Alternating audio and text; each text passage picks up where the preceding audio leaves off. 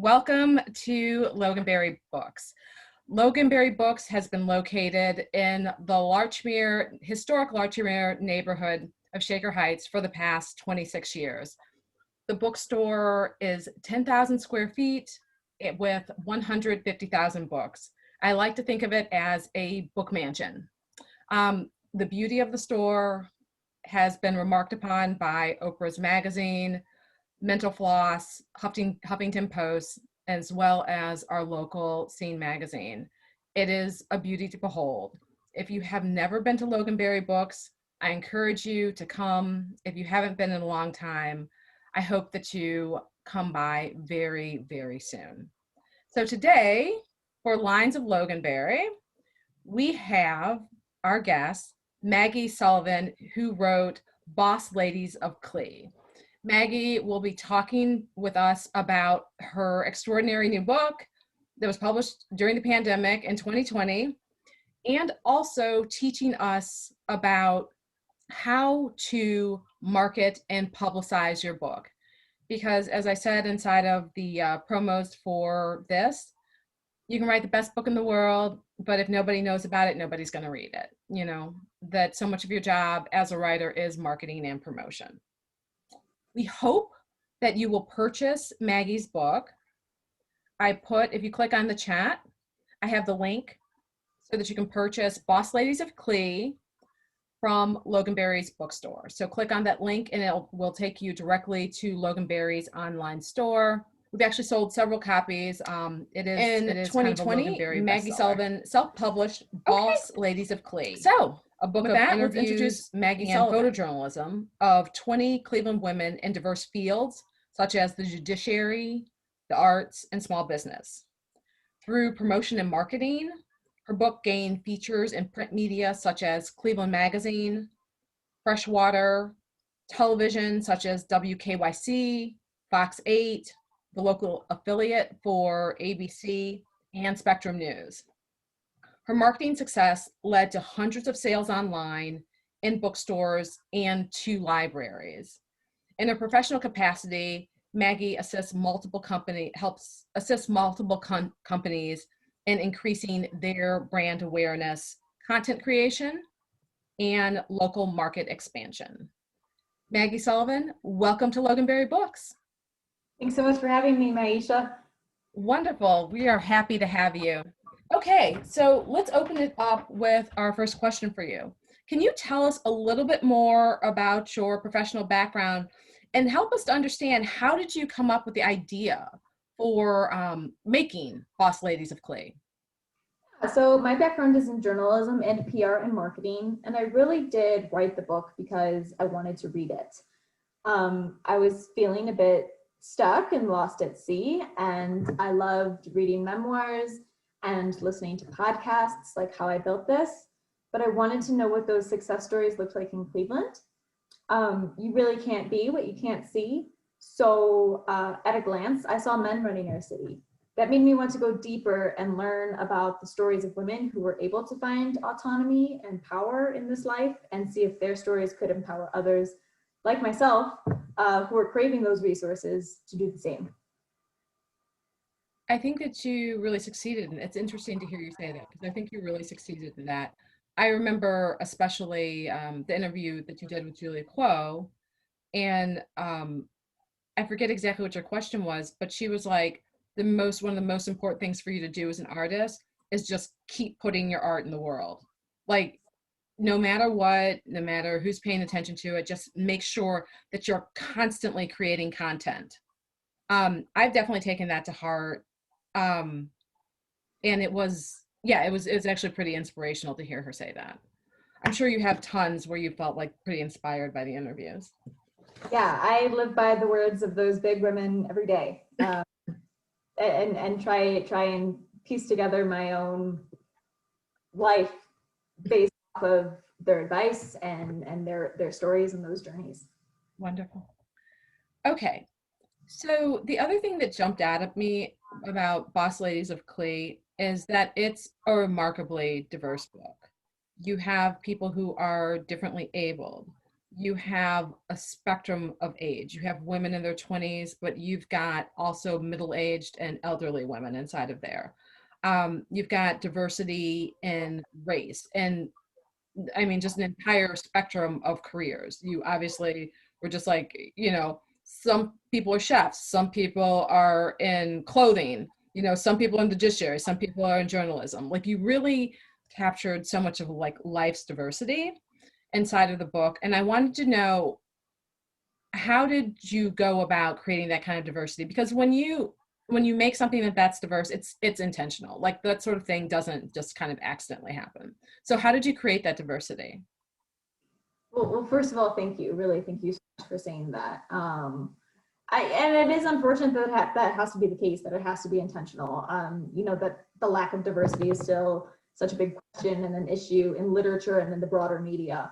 But I knew I wanted to create a diverse book from the get-go, because I wanted everybody from Cleveland to look at my book and see a version of themselves represented in those pages and think, maybe I can do that too.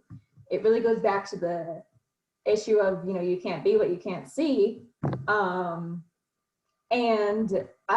guess to ensure that, I probably did research on over 100 women, just to make sure that I was stepping out of my own experiences and not just taking people that came to top of mind. Very important. You had to do research and you had to look for them, right? Right. Yeah. Reaching outside of your own experience.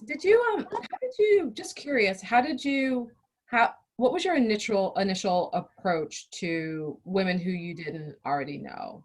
Like, what was your first reach out? Like, was it email? Did you do phone calls? Like, how was your initial approach?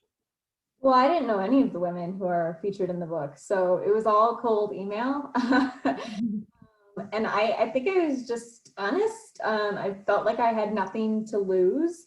These people didn't know who I was, and I thought the worst thing that can happen is they still don't know who I am and just ignore my email. So I just cold emailed everyone. I was really honest. I said, I admire you and your career, and I'm working on this project. Would you like to be a part of it?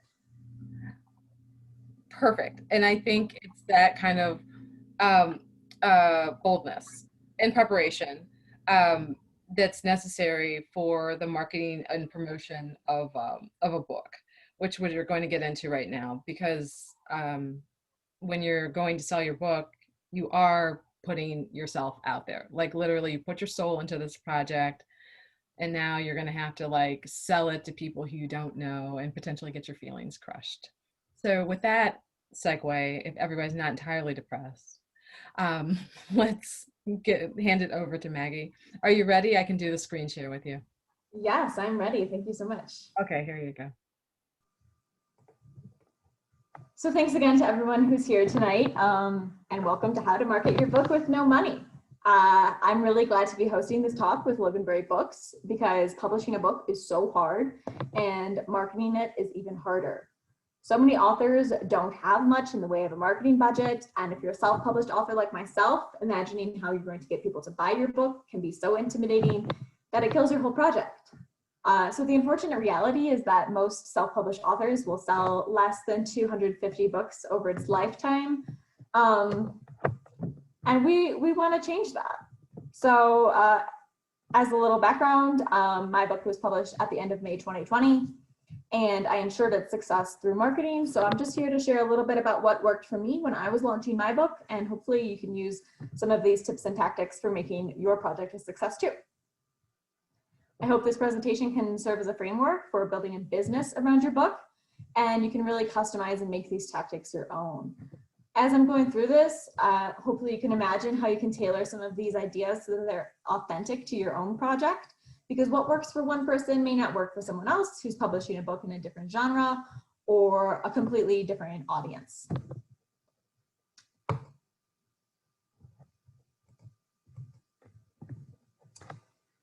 So I mentioned this briefly in the intro, but to successfully market your book, you need to think of your book as a business, and you need to treat it like one. So promoting a book is like a full-time job. If you really want to make a splash and drive book sales, doing so is going to take so much time. So the first thing you need to do is commit. And this seems obvious, but you need to really ask yourself, do you understand the long hours and the letdowns and the challenges that are ahead of you? And are you really going to do this?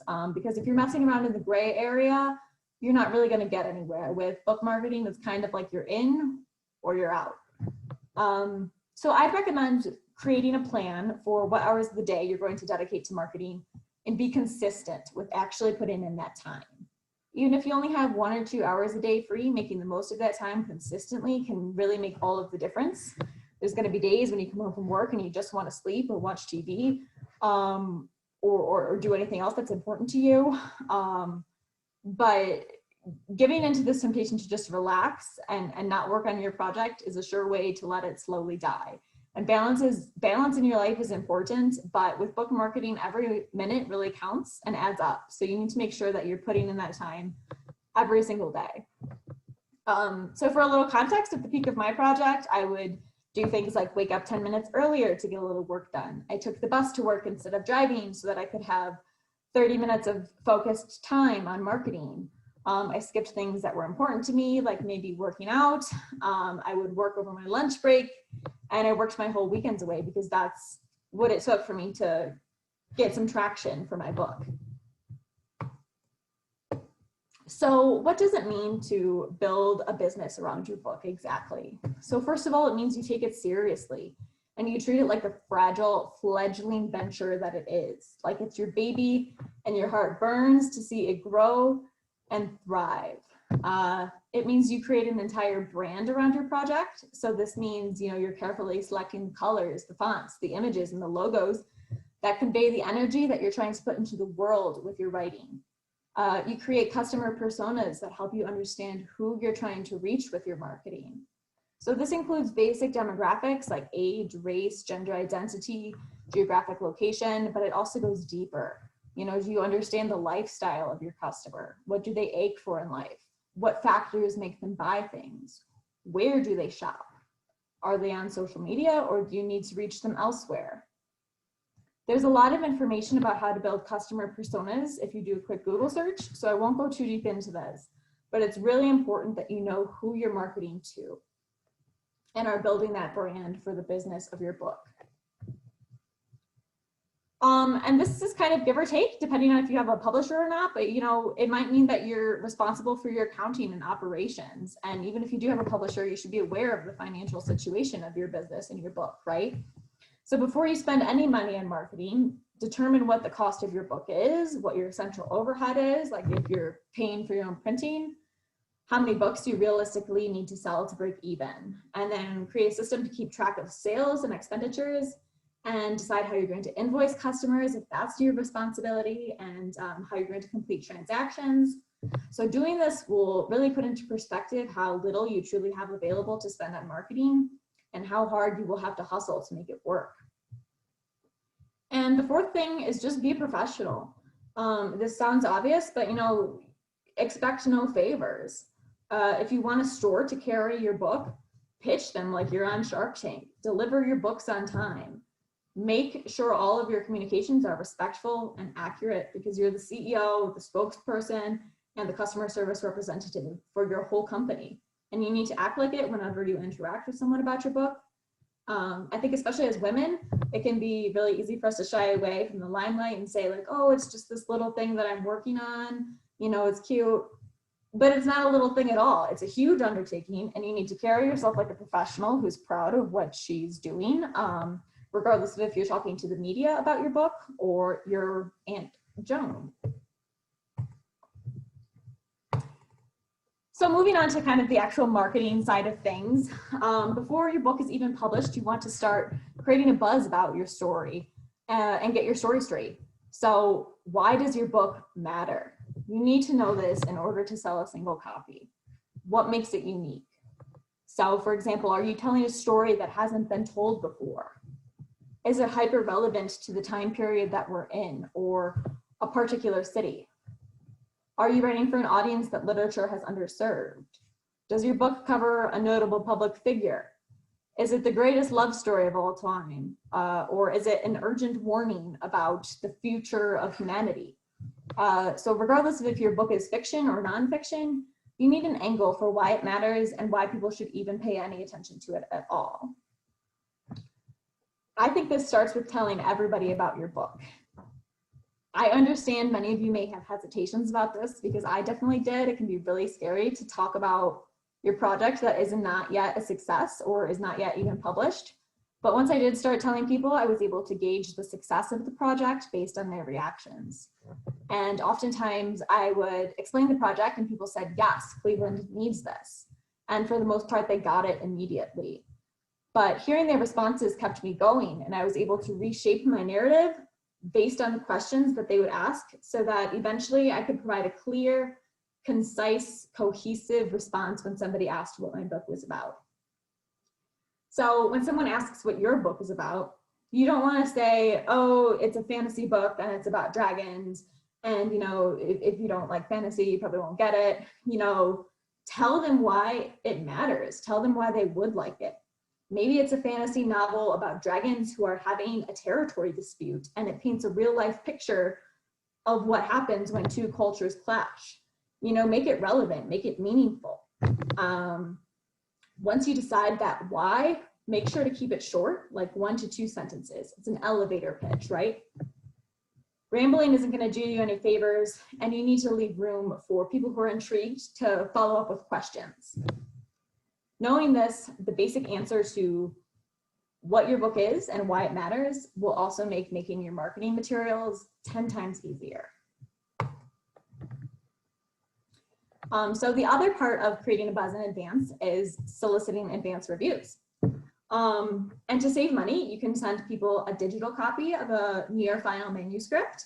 The best thing to do is to probably ask esteemed friends or connections for a 1 to 2 sentence advance review.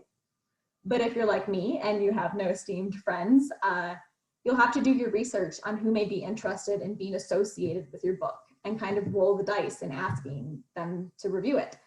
And once again, you can't offer them money, but you can offer them compliments. I love your work. I love what you do. I admire you. And you can offer them a copy of your book and the notoriety of having their name on the back of it.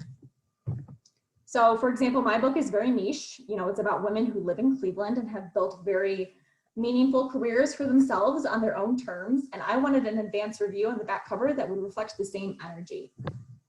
I needed somebody who was an authority on the topic, so a boss lady in her own right, who had a platform to reach people on and who readers would recognize if they picked up the book and saw her name on the back and would just be so excited and trust her review. So with all that in mind, my dream reviewer was Courtney Covers Cleveland, and I rolled the dice. I crafted, you know, a cold email pitching her on my book concept. I kind of name dropped who was featured in the book, and by the grace of God, she said yes, and she read it, and she provided an advance review. So that was kind of luck there too, a little bit, which happens sometimes. But another secret to soliciting advance reviews is to draft a couple of options for the reviewer. So especially if people aren't writers by trade, it can be hard for people to put something together, or maybe they're just not sure exactly of what you need. So what I did is I provided a few quote options for Courtney's review, and I said she can either choose one that feels right, or she can edit it to make it her own, or she can provide something completely new on her own, something completely different. And she ended up just approving one of the options that I drafted, and this makes the process go a lot quicker, and it also puts less work on the reviewer who's already doing you a big courtesy by reading your book and providing an advance review. And this is not unethical. It happens all the time in the industry. And once you get that advance review, you can put it on your book cover, your website, your social media, and wherever else you're promoting your book. Of course, once it's printed, you need to always be sure to send a copy to the reviewer along with a thank you note.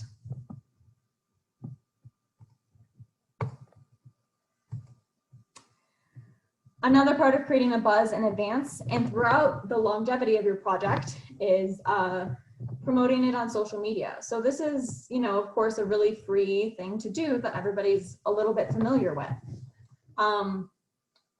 But when you're promoting your book on social media, you can't just post a picture of your book cover and expect people to show up.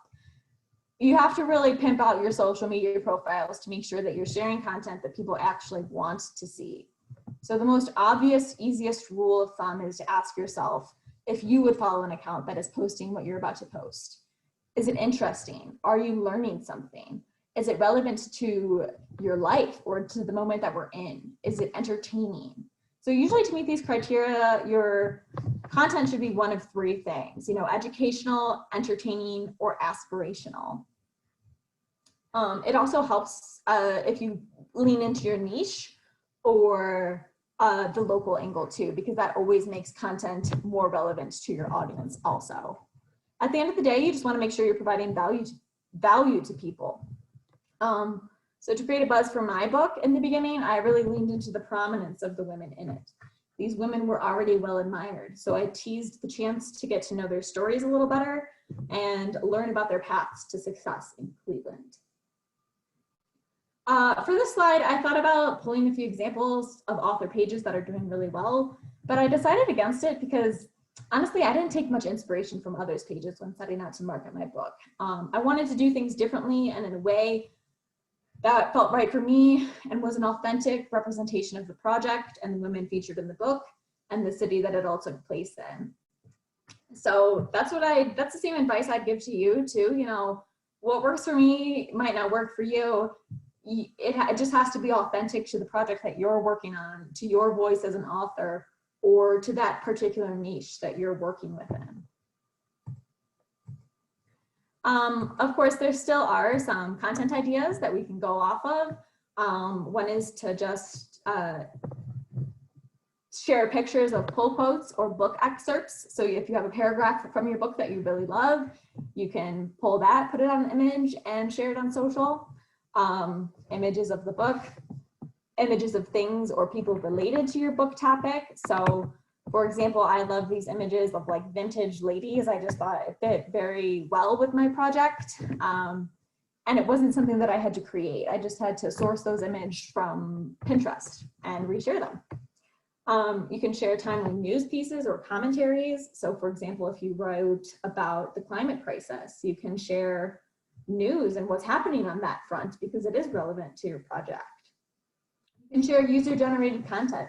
So if somebody takes a picture of your book and shares it on their social media, you can then share it to your followers and just reuse it.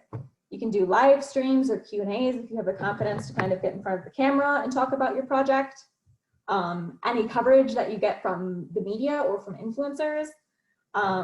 You can share behind the scenes shots of you getting ready to publish your book, which is something that people really loved on my page. And also just provide general updates, like if you are selling your book at a new store or a boutique, updates about any special deals or giveaways you're gonna do, and just get creative with it. So it is important for people to see what your book looks like so if they can tell if they want to buy it. So if you must post a photo of your book, make sure to get creative. Don't just lay it on your kitchen table under bad lighting and call it a day. With one single photo, you're trying to get people to want your book. So you have to make it look cool and get people to think that having this book is going to make their lives better in some way, or that if they're missing out if they don't read it. So this doesn't have to take a lot of work or require an expensive camera. These shots, for example, I all took on my cell phone. So all you have to do is take an hour or so every now and then to take clean, clear shots of your book in different settings. And once again, just get creative. You can tie it in with the seasons. This tree one I took as during the holidays to kind of remind people, hey, it's a great gift to give to the boss lady in your life. Or, this one, we're available at Loganberry. And by the way, stop by and see this cool mural. So just try and get a couple different shots of your book, show the inside, show the outside, especially if you have pictures. Make sure to capitalize on that. A lot of people are already familiar with Canva, but I did think I'd share this as a tip just because it's a great online tool that you can use to create professional looking marketing materials for free. I'm not a graphic designer, so creating social media images isn't really my forte, but this online tool makes it really easy. I also use it to create media kits and invoices and basically any kind of marketing materials because it's simple, it does the sizing properly, so this is a great tool to leverage. Another idea is just to create a book trailer. Once again, this doesn't have to be anything fancy. I think mine looks kind of homemade, but you know what? It's better than having nothing out there at all. You can use free video editing tools and just work with what you have. You know, start at the bare minimum, start with what you can do. And there's only, you know, if this is your first project, you know, maybe you can take it to the next level for your next book, but we're just, it's better to have something than nothing is my philosophy. Okay, so now we're gonna dive into kind of the media and influencer relations side of things, which can be a little more sticky and a little more complicated than just social media, right? So media relations is the process of trying to build mutually beneficial relationships with the press. And the key word here is mutually beneficial, because the press does not owe you any type of coverage whatsoever. And you can't just say, hey, I wrote this book, would you write a story about it? Once again, you have to give them a good reason why they should cover it. So for the media to write a story about the release of your book, it needs to provide some sort of value to them. It has to be something that their readers want to click on, or something that will help round out a new angle to a story, or, you know, add to something that's already in the works. And you have to make it as easy as possible for them to tell your story, right? These are journalists, they have deadlines, and they don't really have a lot of time to dance around and figure out what your story is about if you're not able to provide direct answers. So that being said, there's a lot of different types of media to consider to pitch. You can consider what publications and news outlets and influencers would find your book relevant. So if your book has a broad enough reach, you can dream of getting placements in national news, but be sure to consider who your audience is and where to reach them. So for example, if you wrote a book about making the most out of retirement, you can pitch that to AARP. Or if you wrote a young adult novel, maybe the audience of 17 magazine would be interested. If you wrote about fishing, try to reach people through niche magazines like Outdoor Life. The same is true of podcasts and influencers. There's a medium out there for everything. And no matter what lifestyle you're targeting, there's somebody out there celebrating that lifestyle and who is an authority on the topic. Influencers aren't an official media source, but they run blogs or social media accounts of their own, generally with a very specific audience. Many of you have probably heard of Bookstagram. So there's people who are running Instagram accounts entirely dedicated to reviewing books. And, you know, it's not like it's an official magazine, but they still have a lot of influence and reach within a very specific community of readers. So people like that are great to reach out to. There's also opportunities to earn reviews within the literary community and other book review sites, which can be a great starting point. And I'd recommend starting small. You know, don't go after the biggest or most coveted media placement first. Start with the smaller publications or influencers so that you have a chance to refine your pitch, get your story right, and see what works and what doesn't. It's also easier to get major media placements after your book already has some momentum and some recognition and existing hits. So once you decide what types of publications you're going to go after, you need to research the right reporter. This is really important. I wouldn't pitch Boss Ladies of CLE to a health reporter at cleveland.com. You know, you have to go find the arts and entertainment person. And these days, there may not even be an arts and entertainment person because staff is so short. So it can take some sleuthing to find the right person. And to that, I do have a few tips. You know, you can try finding the reporter with the right beat under the staff or the contact us pages of the publication's website. Another thing to do is just read similar stories and check the byline to see who covered it. You can Google that reporter then and see if they have a personal website or a Twitter account that they put their bio, that they put their email address in the bio. Or as a last resort, you can fill out the general contact us form to send a pitch to a general email address. And you want to get as specific and target a real person when possible, but sometimes you just can't find the right person, and it's better to kind of reach out to avoid than not reach out at all, right?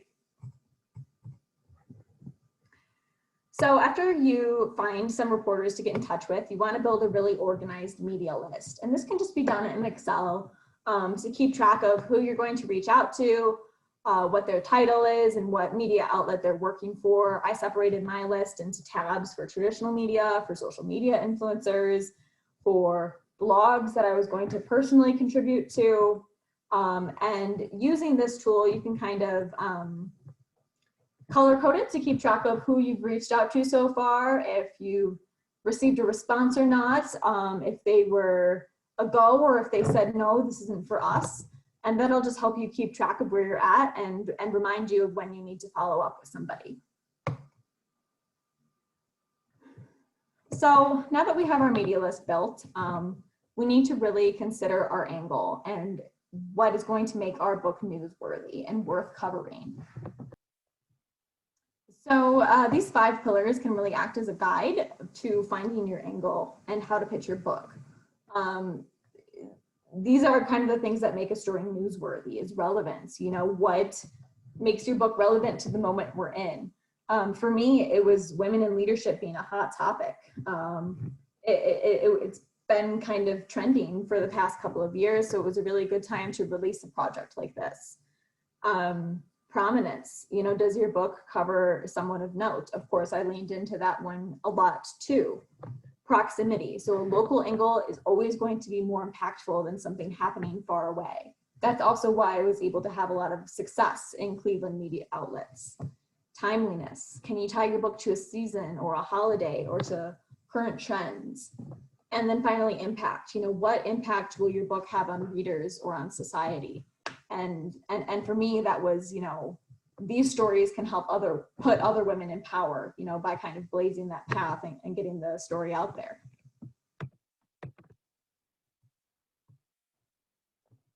So once you decide what makes it newsworthy, it's time to make your pitch.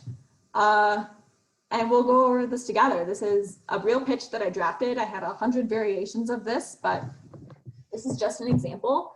Starting with the subject. You need to make it intriguing, you know, give reporters a reason to open it and want to learn more. And with my subject line, I actually envisioned this being the title of an article in new book, Women Run Cleveland. So that was just an idea like a free idea to give reporters to kind of take and run with if they wanted it. Nobody took it, but you know, it's there if they wanted it. The next thing is to address people by their name. You need to personalize each pitch. And from there, just keep it short. You know, you don't want to give away your whole story. You just want to get them interested. So keep it short. You know, tell them what it is. Boss Ladies of CLE is a new book right there. It's a book. And then get into why it's important or relevant. So those 5 pillars of newsworthiness that we just talked about. It's a new book that aims to put more women in power through telling the stories of 20 locals, and there's the local angle, who have already tapped into it. The book features inspiration and advice from celebrated Cleveland entrepreneurs, artists, activists, STEM workers, elected officials, and more. So there we go again, leaning on the prominence. And then I call out the women by name. Once again, prominence.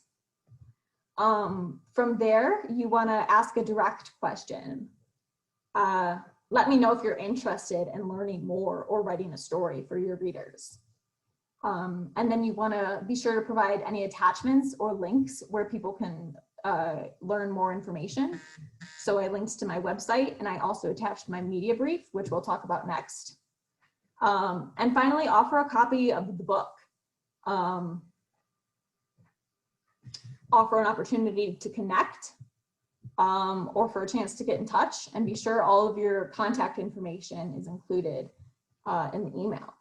So there we are, we've made our pitch, we're feeling great. Chances are you're gonna send off 50 of these before your book launches, and then it'll be crickets. So this is where it comes time to follow up. You're gonna have to follow up a lot. And one way to follow up is to get creative and kind of suggest a certain story angle that might intrigue them. So, you know, it doesn't have to be just an article about your book. It can be an article about something bigger than your book. So this is one example of a follow-up that I sent. You know, an angle you may consider taking with the story is that women are underrepresented at every level in almost every industry in Cleveland and the state of Ohio, and it's far worse for women of color. And here are some quick stats. So that's already a good foundation for the reporter to build a story about. And from there, I gave them a reason to weave in my book. You know, we'll never see more women in positions of power without increasing the visibility and sharing the stories of those who have already tapped into it. And that's what Boss Ladies of CLE does. So you can kind of go that route and suggest your own angle. Or you can send a simple follow-up. You know, after that, I followed up again on the same idea. And after that, I kept it simple. At that point, I just wanted a response, right? Any interest in Boss Ladies of CLE? If you let me know what your preferred address is, I can send you a copy of the book. And from there, I got a response, right? So the timeline for following up can be very delicate. You want to keep your book at the top of mind, but you don't want to be rude or annoying, right?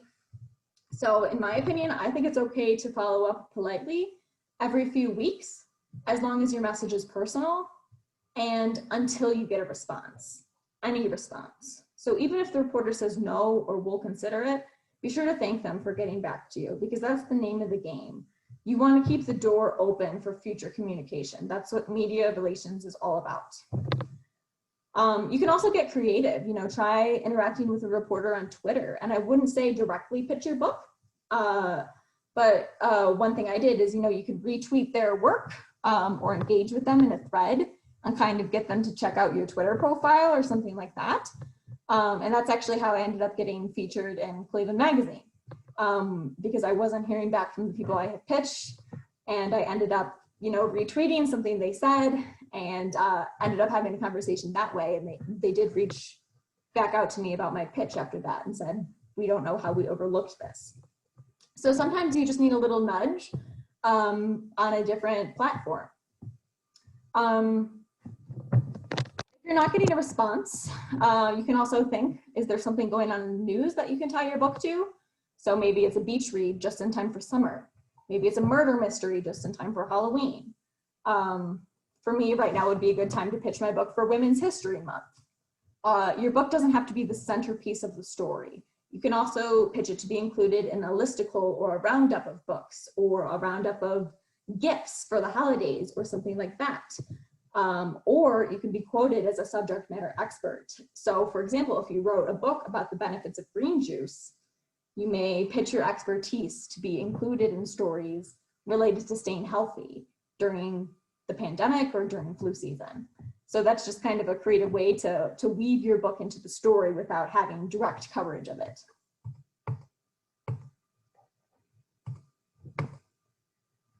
So some things you can do to control the narrative of your story is to provide a media brief and a media kit, and of course, have your talking points down. So a media brief makes it easy for reporters to get more information on your book and decide if they want to cover it. If they see that the story is already laid out for them, they may be more inclined to write about your book. So you want to cover the basics that a reporter will have about your book, such as who is it about, what makes it newsworthy, why you wrote it, where people can buy it or learn more, and when it was published. In my media brief, I also included a FAQ just to provide reporters with a little more detail and let them know that there really is a story that goes deep here. Your media brief doesn't have to be fancy. It can just be a Word doc, but once again, it helps to really pimp out everything you do. I just made this in Canva, and once I started using it over my Word doc, I did see an increase in interest from reporters just by adding a few photos and a few design elements. You'll also want to create a media kit. So once a reporter is interested in covering your book, you can send them this. For me, I just created a shareable folder in Google Drive. And this media kit should contain all of the essential information that a reporter may be seeking. So this includes your media brief, high resolution photos, a digital copy of your full book. And I also included 2 videos and the original photos of the women in my book because that was requested a lot. And producers have indeed leveraged it when creating news stories. So having this together just kind of signals to the media that you're prepared and you're easy to work with, which once again is really important to journalists who are working on deadlines. Plus, when it comes time for you to do an interview, you'll already have your story straight because you put together your press materials and your media brief. It can be really easy to ramble on or get nervous and not know what to say about your book. But if you already created this media brief, all you have to do is stick to those talking points, what your book is and why it's important, and you'll be good shape. And it'll be easier to not get lost or ramble on about something completely different. So I'd say if there's one thing you should spend money on, it's comped copies and mailings. If you're able to get your book in someone's hands, it's almost guaranteed that they'll write about it. So whether I was reaching out to the press or to influencers, I always offered to send them a copy. People love getting things for free. And then when you think about it, the cost of one book for me was around $7 plus $2.80 to send it over media mail. And if that person wrote about it or posted about it and thousands of people saw that, that's a huge return on investment. And you cannot buy that kind of exposure for less than $10, which is what a mailing might cost you if you have a paperback. That's 200 pages at least. I also comped a copy for everyone who was featured in the book. And if you have people involved in your project, you should do this too. First of all, it's just the courteous thing to do as a thank you for your time. And second of all, many of the women have huge networks of their own, and we're more than happy to share that they're a part of the book and that they love the book and that you too should read the book. If you do get a media hit, you're going to want to extend the reach of the hit by reposting it on your social media accounts. So news outlets like to have their content heavily viewed and shared. It's how they make money. And plus, this will help you reach a larger audience and even gain interest from other reporters who might want to write their own story on your book.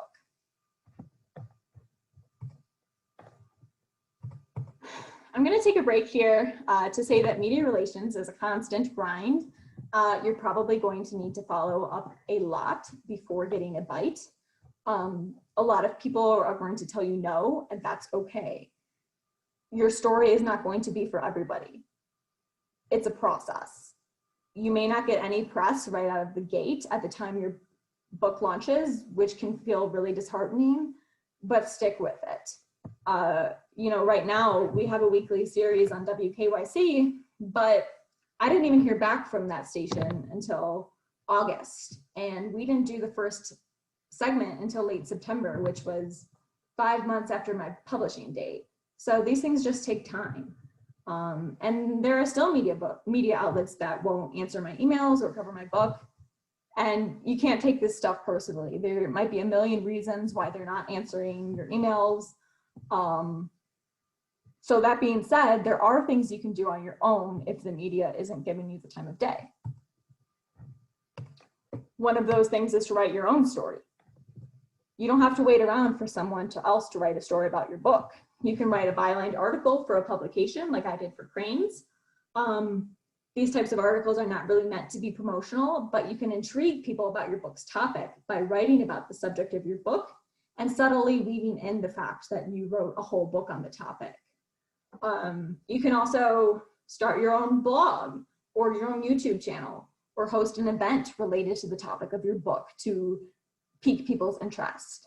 This takes a lot of work, but it's a sure way to control your own narrative and extend the reach of your project. We're running low on time here, so the last thing that I want to talk about is SEO and online visibility. You need someplace online where people can go to learn about your book. This includes the press, it includes customers, it includes bookstores, libraries, people from high school that want to creep on you. So if you're self-publishing, this probably means that you should create a website. And this sounds like a lot of work, and it is, but it doesn't have to be super fancy or expensive. You can use a free website tool like Wix, or just get a very basic plan. So I think mine was less than $100 a year, and I'm even able to process orders on it. So for me, that was a worthwhile investment. If you have a publisher, maybe your Books Hub will be on their website and it'll be its own page. Or maybe you put everything there is to know on your Facebook page. It just kind of depends on what your needs are, but you need to have some place to direct people to learn more.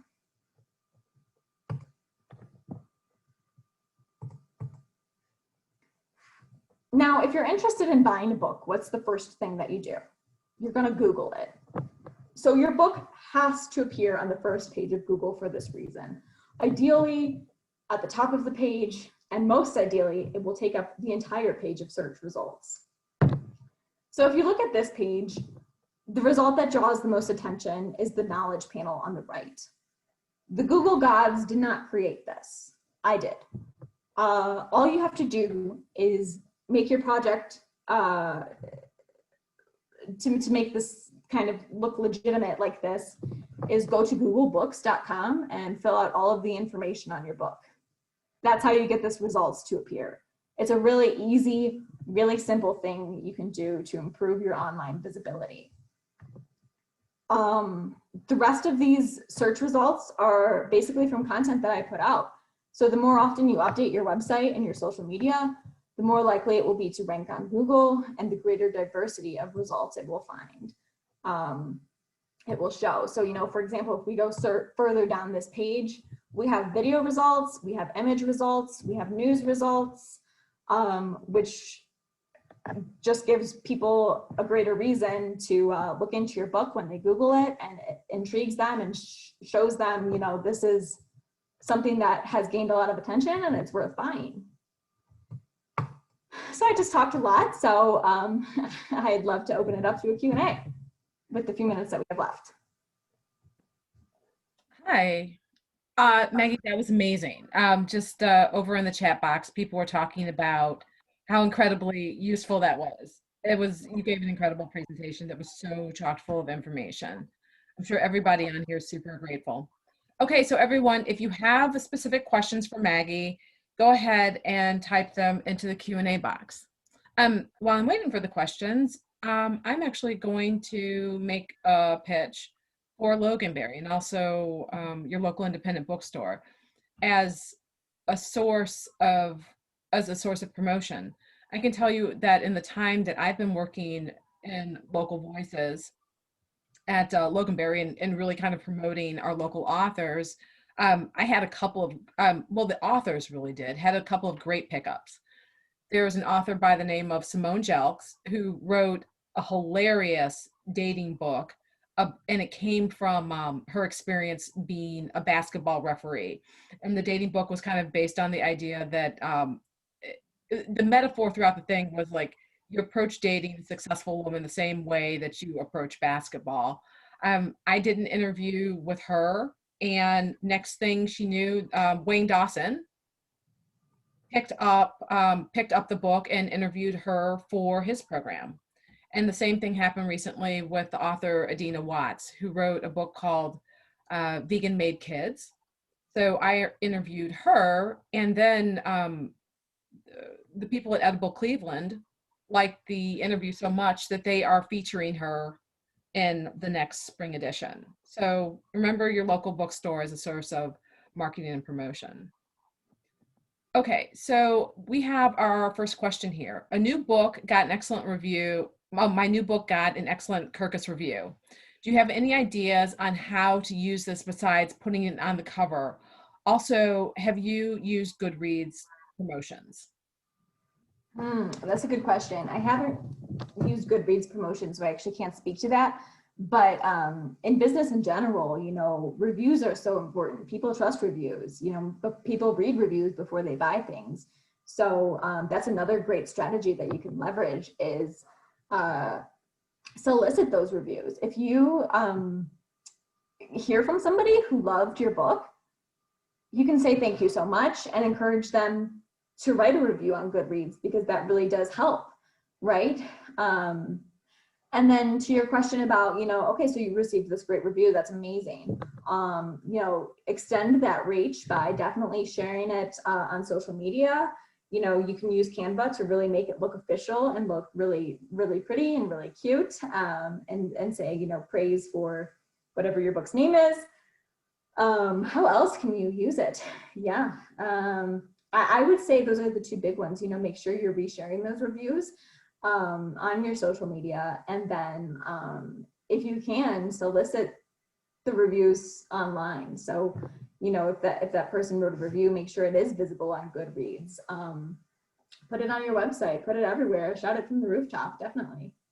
I can tell you from the perspective of an independent bookstore, the reviews are really important. Like, we'd like to see ideally that you have at least 10 to 15 reviews over inside of Goodreads.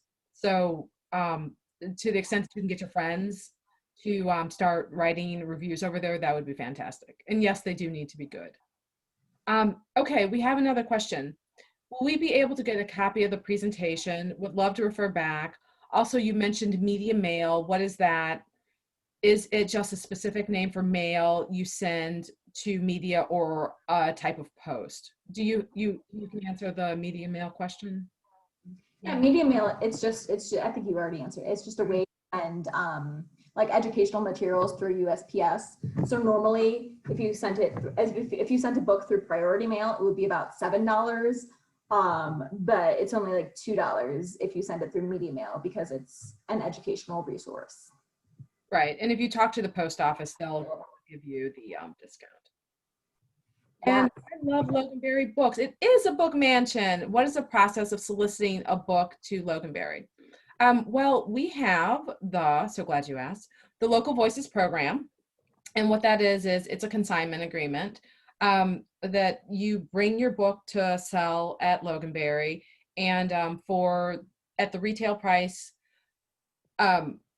we give 60% to the author, and 40% goes to Loganberry Books.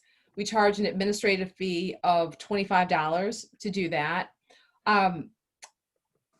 Signing up to be in our Local Voices program, more or less, guarantees you a spot in Author Alley, which this year is going to be in September.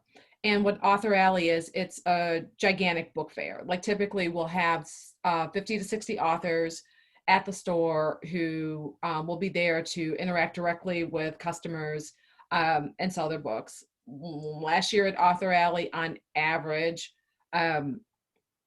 authors sold 10 books, and we had some people who just did outstanding and sold like high 20s and low 30s. So that's going to be coming up in September of this year. I should be finished with the applications within the next 10 days. So look for that. So with the process, and I do want to add that, like, with the process of this, like what I'm doing with Maggie right now, right? Like, if you come to the Local Voices program, how do you get selected for an interview? This is why Maggie's presentation is so important, because it's dependent upon my belief that you can sell a book. Like, I choose authors who have a strong author website, who have been able to be picked up by local media, that come with marketing assets to the store, like they have bookmarks or they have shelf talkies, that I can tell that they're out, that they put Loganberry's name on their website as a place to purchase the book. Because at the end of the day, that's what we do to stay in business. Like, we sell. So I need to see that you're really actively working to sell the book. And let's see. And I think that is all. Maggie, let's find out what's in the chat before we go. Does Loganberry order from Ingram in order to carry local authors' books? We order from Ingram, but not from Ingram Sparks. And I bet that you know the difference. So we don't really do the direct, the on-demand from Ingram. Maggie, you were fantastic. You did a wonderful job. Like every bit of your knowledge and also the amazing amount of preparation that you put into it showed, and we are ever so grateful. Oh my gosh. Well, thanks so much for like listening to me talk for 40 minutes. Glad I'm able to share this information with somebody else because it really is a grind to do this stuff, and it's a learning process. And you know, there's still things that I could be doing that I'm not doing, and it's a lot of work. It's so much work. But as you said, Miesha, you know, that's how you sell books. They're not going to sell themselves. You have to actively market it. You know, you stop marketing, that's when your book sales are going to stop. I've seen that happen because I've gotten tired. I've stopped marketing during periods, and you pay the price for that. And one thing I did kind of breeze over in my presentation is, as you mentioned earlier, you know, partnerships with bookstores and with libraries for that matter. Yes. No opportunity is too small. You know, I'm grateful to be here and I'm proud to be here. And you should take advantage of every opportunity to talk about your book. So, you know, I think it was on the types of media to consider slide that I had partnerships with bookstores. You know, you should pitch them like they're a media member too on your book, and build relationships with them. And then the same for libraries. You know, that can be a great buyer for your book and a great way for it to reach people who just aren't going to buy it too. If your book is, you know, your book is about more than sales. You want people to read your book. You want people to learn from it. You know, you put everything you had into it. So getting it to a library is a great way, you know, for it to. And also remember the library is a buyer. Like I can tell you that Shaker Heights library system bought your book through us. That's amazing to hear too. Yes, it's why we like you so much. Too. I love that. I love that. And yeah, there's opportunities through libraries too. I gave a presentation for Lakewood Library. And it's all an opportunity. So you have to, like I said, be a professional with everyone who you interact with, and just work on building your relationships and being authentic and speaking the truth of your project. Thank you so much, Maggie Sullivan. People are signing off. Bye-bye. Thank you.